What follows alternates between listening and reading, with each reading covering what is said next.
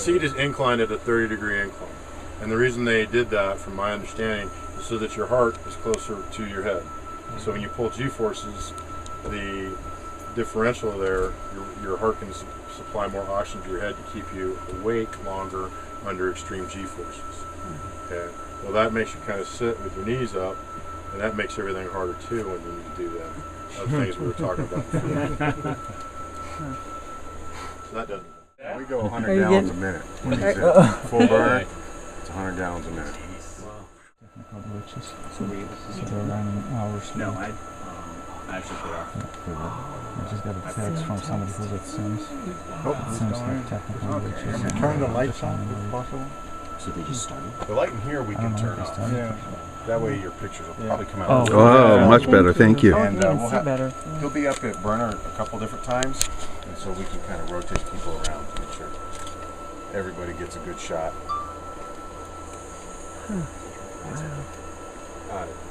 We don't usually normally fly with that chicken screen on the front, just to make sure we can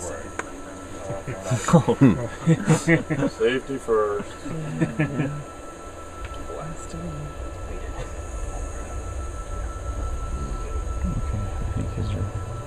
So that's our starter kicking over right now. Basically a little turbine engine that spools up the motor. Sounds like my furnace. And I see the speed brake came down automatic. Is that As soon as it starts getting the pump start turning, it'll start providing pressure. And whatever position switches in, it'll close the brakes or open them. right? This first little bit may be kind of boring. It's our 5-minute warm-up, and we have to basically warm the engine up before we go above idle. Let's just make sure all our blades and turbine blades and compressor and everything has had time to expand.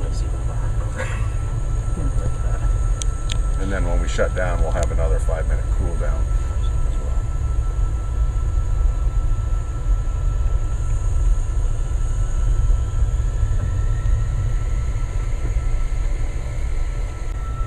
What's on the canopy there? Did a bird hit it there? From what I understand, that is actually some delamination. It is just D-lam.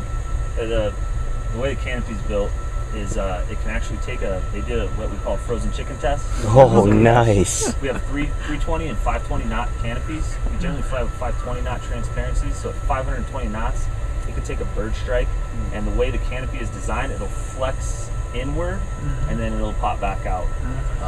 Generally when it does that, it flexes far enough inward that it will destroy our HUD glass and everything else if he's at 520 knots and takes a bird strike. So it will do some major damage, but it will not crack, shatter, hopefully. Like Mythbusters. Yeah, it is. So it's mostly plastic glass, or It's a polycarbonate, and there's two, so it's not glass, it's all polycarbonate. And there's actually two, there's an inner transparency and an outer transparency. So the inner transparency and the outer transparency, a little bit of a gap in between, but it's just like I said, to allow for that deflection and everything that happens. On start though, the max starting temperature is 935 degrees Celsius. Ooh. Hot. Wow. Yeah, you have to understand you're taking a bunch of jet fuel under high pressure and throwing it into there and throwing a match in. So it can get pretty hot pretty fast. And if you're ever running it, I'm sure Kevin and I have both experienced it, you watch it, and that F-tape gauge, I'm sure the Colonel's seen it too, it'll, as soon as you go over into idle and it catches and starts spooling up, that F-tape gauge, or temperature gauge basically, will run all the way up to 800 sometimes, and then it starts working its way back down once it starts sucking in the air and cooling itself off.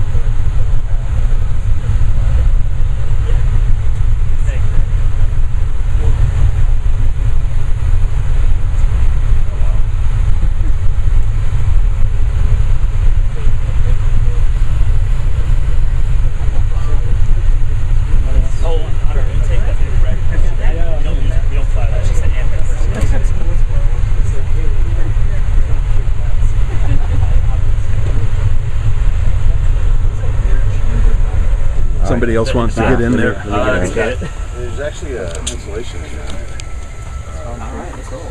So it's like a sandwich.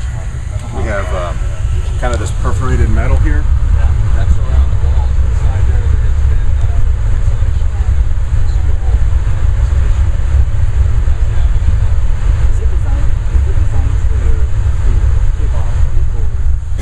No, actually, these doors that you saw on the back. If somebody else wants to get in close. Those are cooling doors. All the air that comes through there is actually to cool down that tube. If those doors were closed, it would just melt right through them. So if you were standing out there right now, it would actually be probably, what, 10, 15 degrees cooler than it is outside. Right. Really? In the wintertime, in like December, when it's 12 degrees outside, we'll be in here running in max augmentation. The engine guys see it more than I do, but they say it will snow in here. It is so cold. So that's why you never want to be the guy on the ground outside. You either want to be in the cockpit or in the booth. Exactly. The doors up front, those vanes, the air that comes through that is actually what the engine is using for combustion. The doors on the back, those are our cooling doors. When we walk it, I'll see it. So if you were to stand outside right now, you wouldn't really hear anything at all. So as loud as that airplane is, you could stand outside and have a normal conversation and not be bothered by it really at all. He's looking in the window. Did everybody get it? Yeah. Pictures? Yes, Everybody thank got to you. see? Yeah.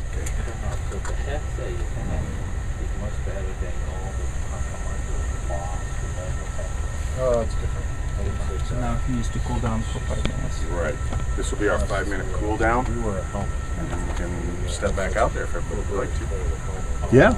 And what's the reason? 3 stages of fan, 9 stages of the compressor. You have 1 high pressure turbine, 2 low pressure turbine.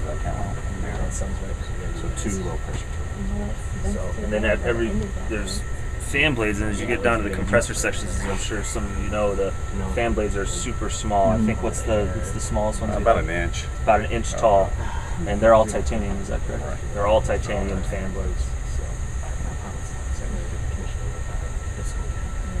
So it's also a way to cool everything down at roughly the same level all at one time. So one's not more expanded than the other, perhaps, or Really, a lot of it is all about compression. And that's why we're just stepping down from our fan, which is big, and we step it down and compress it down.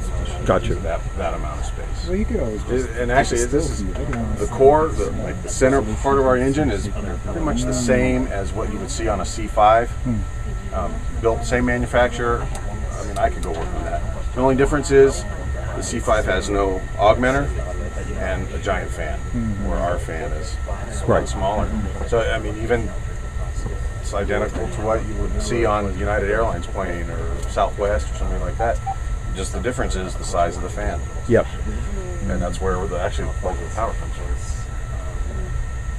So, which is interesting. What I was always taught, that fan, everything before that was a turbojet. They were coming up with a fan, they were trying to quiet these engines down. Well, we got this fan on there and actually found it increased the power of the engine. So it was kind of, Unexpected believe side it or benefit. not, it does make the engines quieter, but also creates more power. And it helps cooling as well. Wow.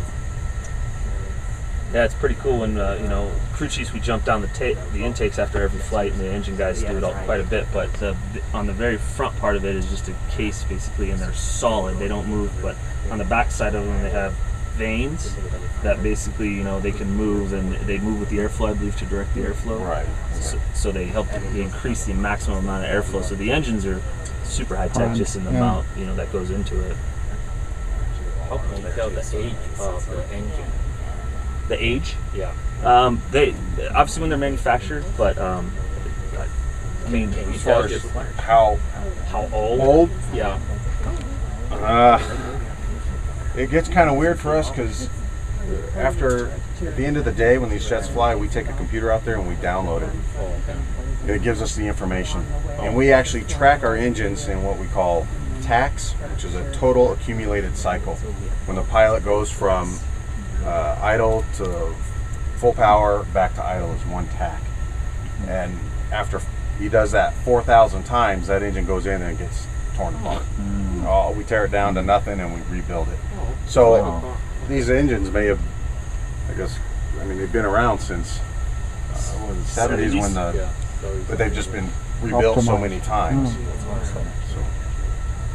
Yeah, they're, I mean, and they're always changing, you know, components, be it blades or cases or, you know, so the engine could have, there may be a component that's original to it, but a lot of stuff has changed on a time basis. At this stage, I'd imagine probably only tubing is Probably only tubing is original. Everything else is probably been everything else has been changed. Yeah.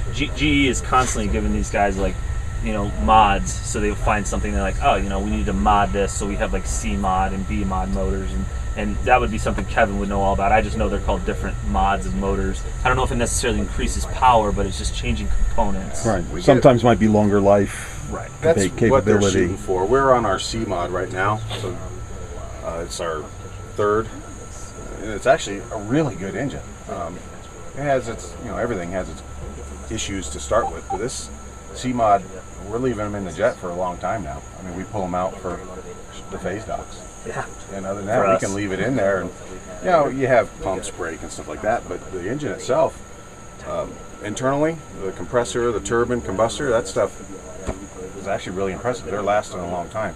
Great. We used to have all sorts of I mean, the nice thing about it is it's actually fairly simple to remove it. It's a pretty self-contained system. There's probably 6 points, just ducts that attach to the airframe, and then there's 4 points where it actually attaches physically to it with 2 large, what we call Coke bottles, and then a sway link mount that prevents it from that. And it's just a roller that goes along the track in the engine bay.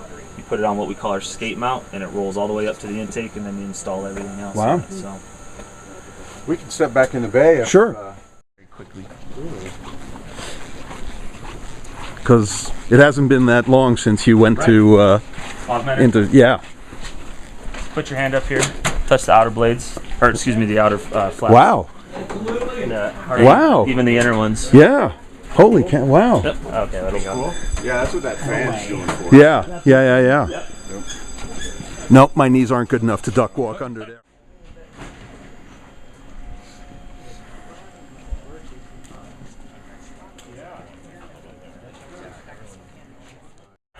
Awesome. Thanks, everybody. Thank you again. Have a good time tonight at the Jason Dahl thing, you know, and hopefully see you guys again someday. Maybe on the Sub 47 or whatever it might be, but you know, continue support. Thanks a lot. You guys take care. Have a great night. You as well. Thank you.